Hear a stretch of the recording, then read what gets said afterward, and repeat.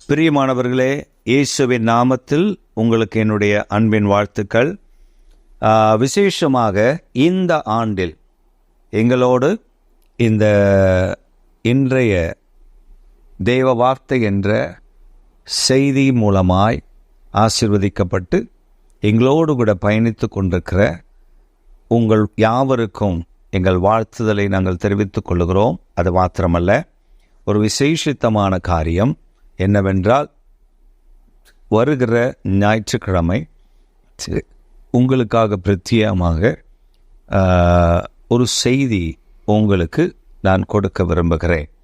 அது என்னவென்றால், வரும் காலங்களில், இப்பொழுது வரக்கூடிய நாட்களில் தேவன் என்னென்ன காரியங்களை நமக்கு திட்டமாய் நடப்பித்து, என்னென்ன காரியங்கள் உலகத்தில் நடக்கப் போகிறது, இவைகளிலிருந்து நம்ம எப்படி பாதுகாக்கப் போகிறார், இந்த பாதுகாக்கப்பட வேண்டுமென்றால் நாம் என்ன செய்ய வேண்டும் என்பதை குறித்து ஆண்டவர் பேசினவைகளை உங்களுக்கு சொல்ல போகிறேன்.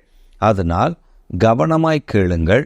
அந்த செய்தி வெளிப்படும் போது, அந்த செய்தியை நாங்கள் உங்களுக்கு கிடைக்கும் பொழுது நீங்கள் அதை ஜெபத்தோடு கேளுங்கள், உபவாசத்தோடு கேளுங்கள். 2 விதமான ஆசீர்வாதங்கள் அதில் இருக்கும்.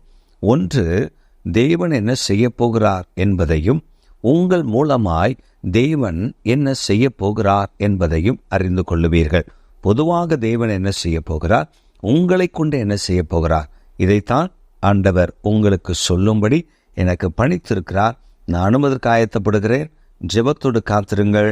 அந்த நிகழ்ச்சிக்காக ஆயத்தப்படுங்கள். கர்த்தர் உங்களை ஆசீர்வதிப்பார், காப்பாராக. ஆமென், ஆமென்.